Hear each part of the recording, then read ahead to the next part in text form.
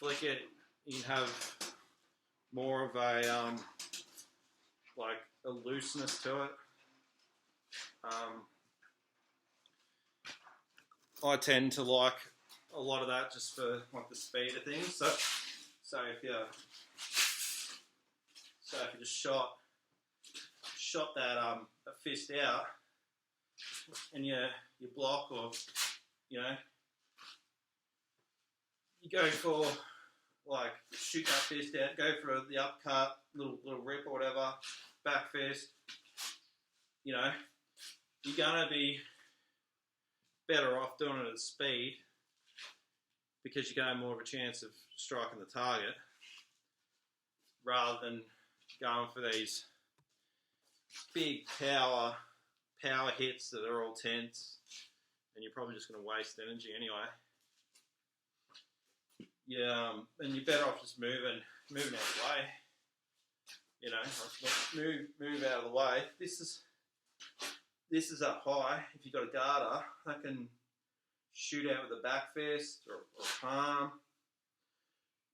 Whatever it is, it's gonna get the other person's attention. That might go to the eyes. You only need to make the eyes water. Strike the nose with the palm of the hand. Then this is into the eyes, and that can be classed as a push, which you can go into legal stuff, excessive force, equal force. Oh no, I didn't do anything. I just pushed the guy. And if it can strike quite quick too, obviously, who's going to be able to tell if that push was a punch if they can't see your hand move? That's why you're going to go for speed. It's not to be deceptive. It's just, we live in this world, and in many ways, this world's like a fallen world. It's not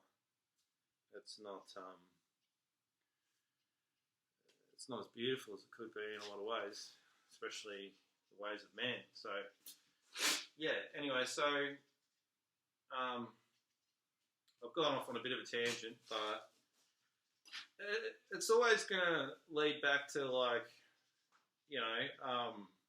what's going to win in the end of the day. Build your body up, be strong, but you need to be fast, and you need to be able to think quick and put stuff together. But if someone gets in your field, close to your body, you need to be able to grasp, and you need to be able to finish the person quickly. And whether it's striking to the groin, taking the eyes, whatever it is, don't mean to do you harm, then so be it. You don't know if they're carrying a knife or whatever, and obviously you want to try to avoid altercations, but these things happen. So anyway, that's why we train, and we do lots of different stuff. We do you could say why would I just do a stationary movement? Well, if you think real world, making somehow your back's against the wall, you don't have a lot of room, and you don't have a lot of room to fight. It's good to be able to issue power just from being able to move your body in a small amount of space.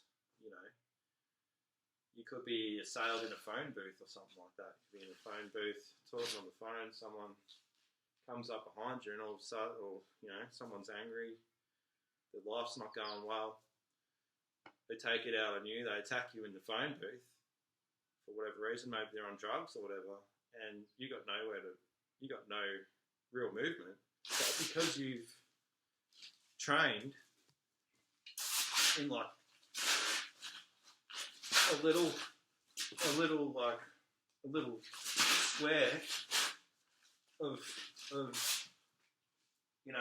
of movement, you can sort this sort this thread out, you know, just you know, move and however, in a small amount of space, you know, just swatting away with the hands, defending with the elbows, like.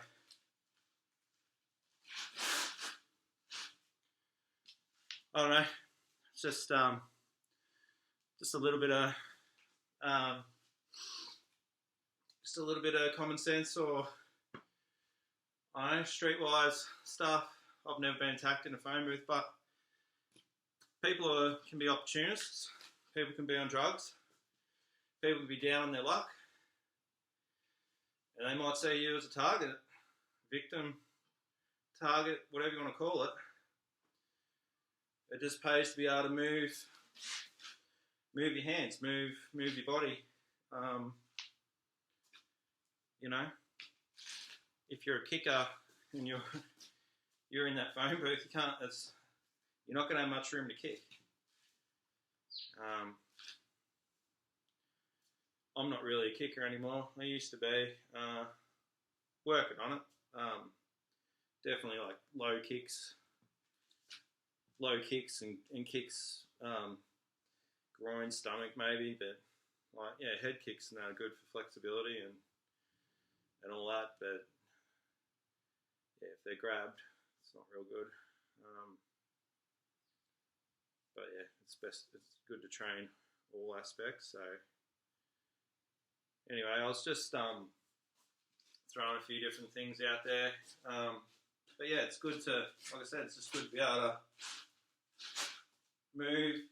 And yeah, it's kind of, some of this is kind of like boxing, but there's different aspects. There's like the back fists, however they go over top, up into elbows, into palms, short palms, low. You know, using the wrist as a weapon, in the elbow, pushing with the elbow, pushing in with the elbow, Bargee inspired stuff, circular moves, you know, open palms,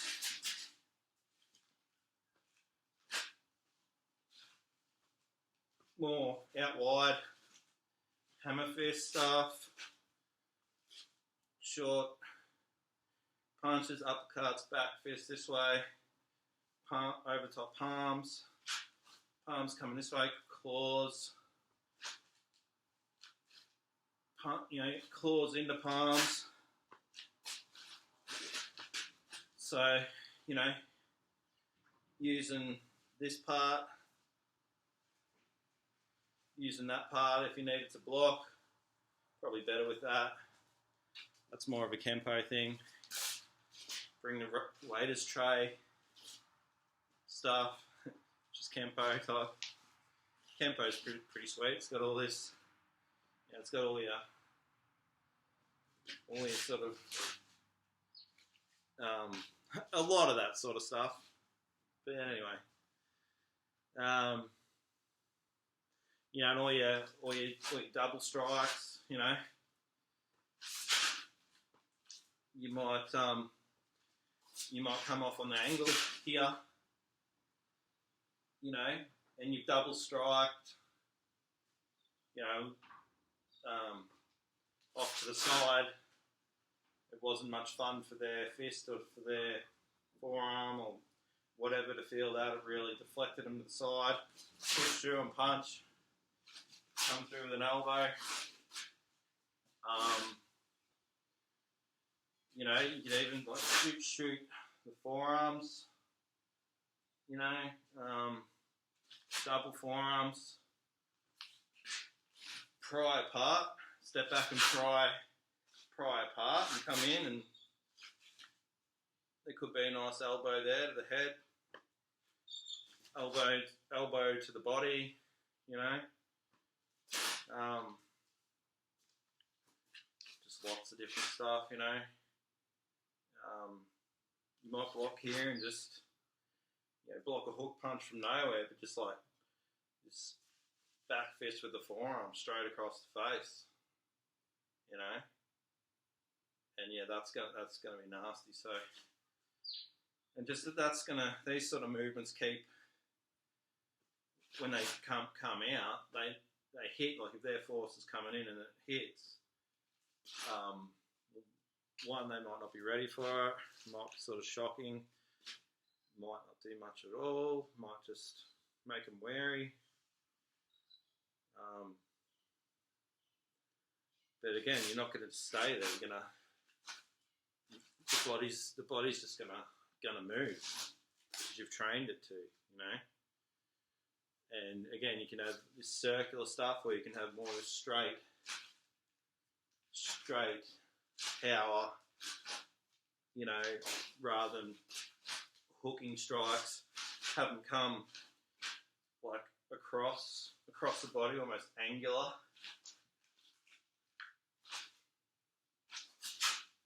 So come off and out.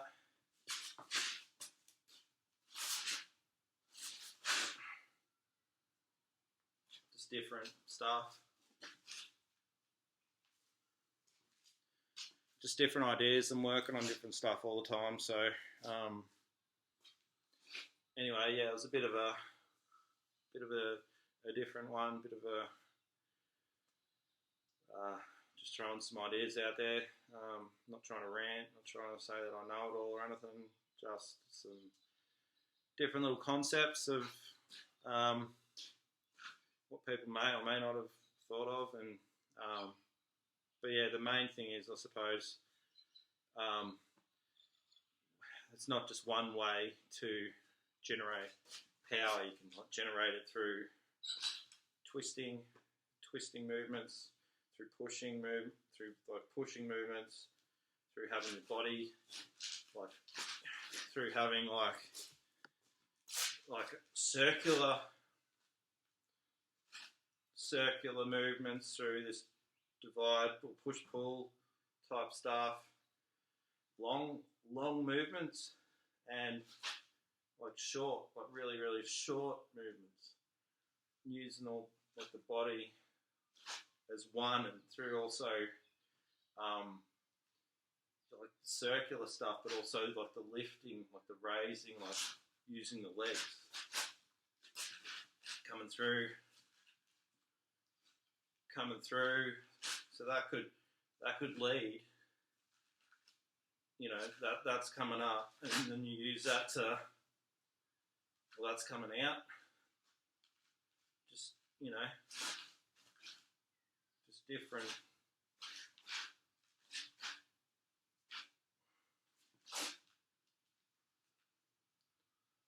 Just different ways to think of classic push-pull from the spine, like using the axis of the spine and the hips to like circles.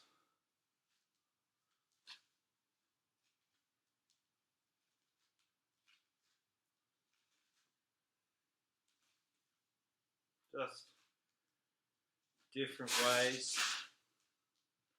Different ways to do things. There's just so many different ways, and yeah, like sinking the body, lifting the body,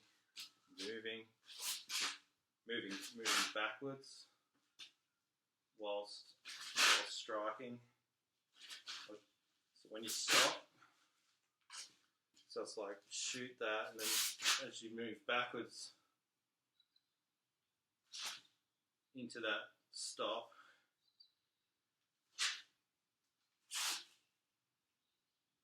contracting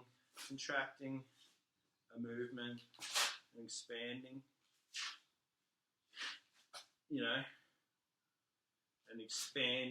and even like going back to like a more contracted movement. Anyway, there's just heaps of different things.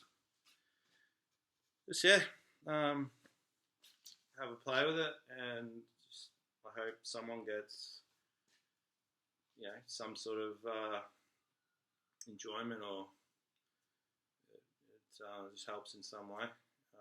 Anyway, keep training, train hard. Thanks. And feel free to leave a comment. Hopefully they're constructive, and